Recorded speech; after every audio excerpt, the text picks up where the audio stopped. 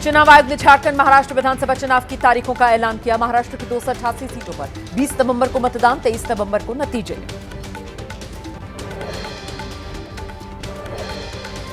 झारखंड में 2 फेज में वोटिंग होगी। 13 और 20 नवंबर वोट डाले जाएंगे। उत्तर प्रदेश की 9 विधानसभा सीटों पर, वायनाड लोकसभा सीट पर भी 13 नवंबर को मतदान। महाराष्ट्र में तारीखों के ऐलान से पहले महायुति के साथ एमएलसीज ने शपथ ले ली है। बीजेपी के 3, शिवसेना एनसीपी के 2 एमएलसी ने शपथ ली।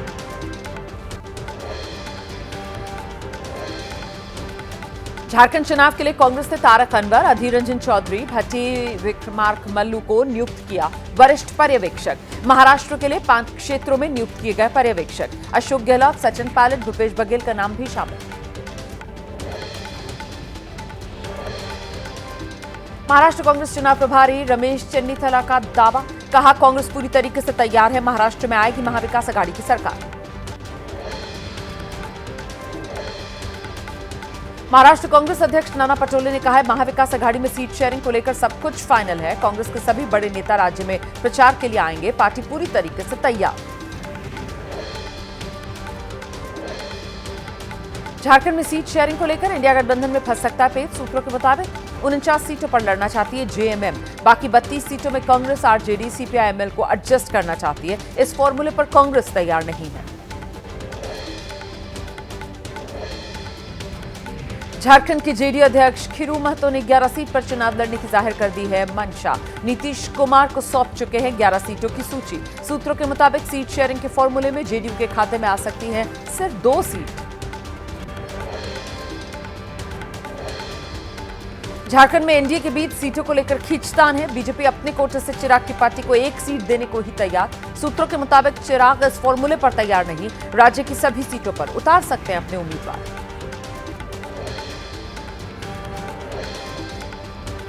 शाम 7 बजे बीजेपी हेडक्वार्टर पहुंचेंगे प्रधानमंत्री मोदी। केंद्रीय चुनाव समिति की बैठक में हिस्सा लेंगे।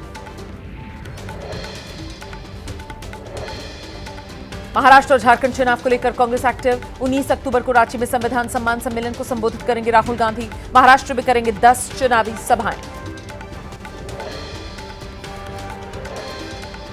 बिहार के उपचुनाव में ताल ठोकेंगे प्रशांत किशोर। 4 सीटों पर प्रशांत उम्मीदवार उतारने जा रहे हैं। इमामगंज, रामगढ़, बेलागंज, तरारी विधानसभा सीटों पर उपचुनाव होना है।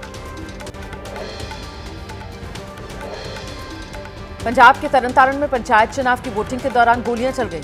सोहल सैन भगत सिंह गांव में बूथ के बाहर गोली लगने से एक शख्स घायल हो गया।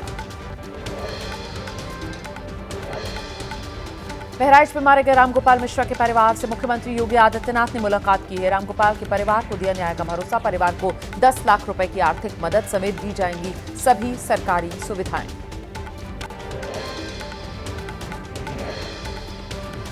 बहराइच हिंसा मामले पर केंद्रीय मंत्री गिरिराज सिंह ने कहा है इसमें एसपी कांग्रेस और टुकड़े टुकड़े गैंग की साजिश की आशंका।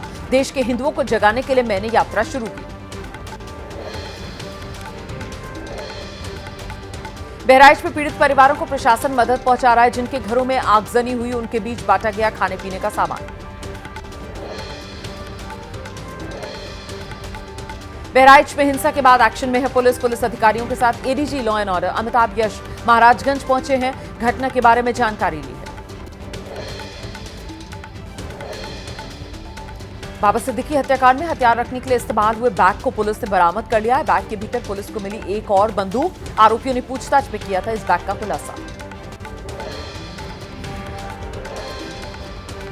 जिशान सिद्दीकी के कार्यालय पर पहुंची मुंबई क्राइम ब्रांच की टीम। सीसीटीवी फुटेज और जांच से जुड़ी जानकारी हासिल की। पुलिस सूत्रों के मुताबिक आरोपी पिछले 25 से 30 दिन से बाबा सिद्दीकी, जिशान सिद्दीकी की रेकी कर रहे थे।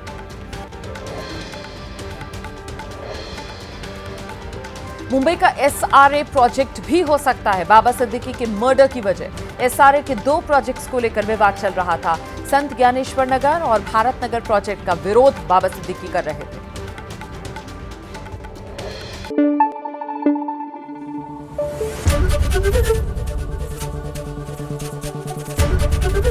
एबीपी न्यूज आपको रखे आगे।